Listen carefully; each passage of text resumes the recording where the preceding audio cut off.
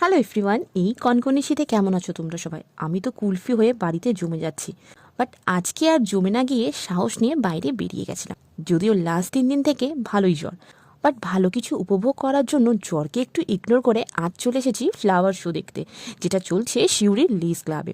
তো যারা ফুল ভালোবাসো, না, যারা কথাটা বোধহয় ভুল বললাম, ফুল ভালোবাসে না এমন মানুষ নেই বললেই চলে। ফুল সকলের খুব ভালো লাগার জিনিস, শখের জিনিস। আমার কাছে যদিও ফুল আবার মন ভালো করার একটা মেডিসিন বলতে পারো। ফুল বা ফুল গাছ আমার খুবই ভালো লাগে। তাই এই ভালোবাসার টানে আমি এই সুন্দর সুন্দর ফুলের প্রদর্শনী দেখতে চলে গেছিলাম, যেটা গার্ডেনিং অ্যান্ড মোর থেকে অর্গানাইজ করা হয়েছে।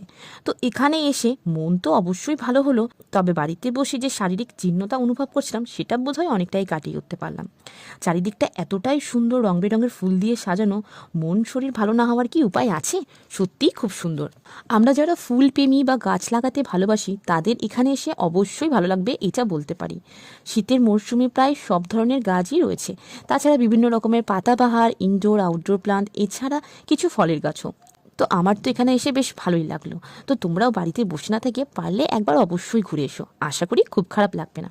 তো ভিডিওটা এখানেই শেষ করছি। তার আগে গার্ডেনিং অ্যান্ড মোরকে অসংখ্য ধন্যবাদ এরকম সুন্দর একটা ফুলের প্রদর্শনী আয়োজন করার জন্য। সত্যিই খুব ভালো লাগলো। Thank you.